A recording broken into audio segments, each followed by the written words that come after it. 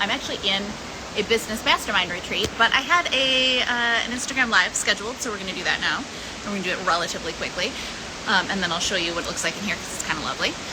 But what I wanted to talk about is as you're going through your numbers for last year, and even really just kind of keeping track of your income, take a look at how much income you make, not just total, but how much income you make per client.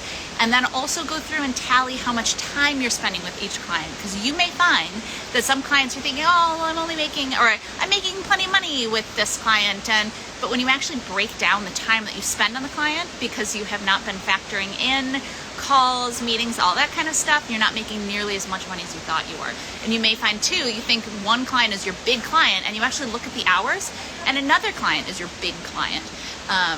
Another thing you want to look at too is which clients do you really like and which clients you kind of don't really like. Are there some clients that you love working with them and other clients that are pains in the rear?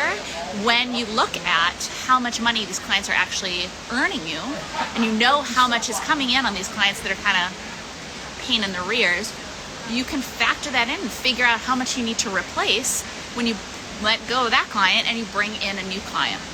So it's not just a matter of keeping an eye on how much you're earning as a whole, which is, yes, important, but also taking a look at how much you're earning on a per client basis and figuring out how much time you're actually spending with clients, not just or working on client stuff, which means answering client emails, which means doing admin stuff, which means all kinds of things, brainstorming for projects. A lot of us forget to factor that in.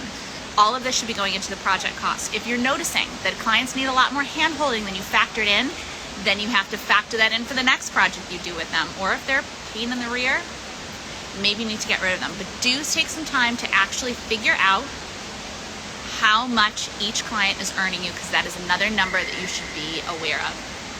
Okay, that's what I have for you. I don't know how to turn this around so I can show you what I'm seeing, but yeah. I'm in Florida. It's lovely. But it's also the end of lunchtime, so I have to go back into the session because we always want to learn more and grow more, right? And that's what I'm doing for the next couple of days. It's in Florida, which is lovely. It's nice and warm here, but for the most part, just in a conference room for 3 days.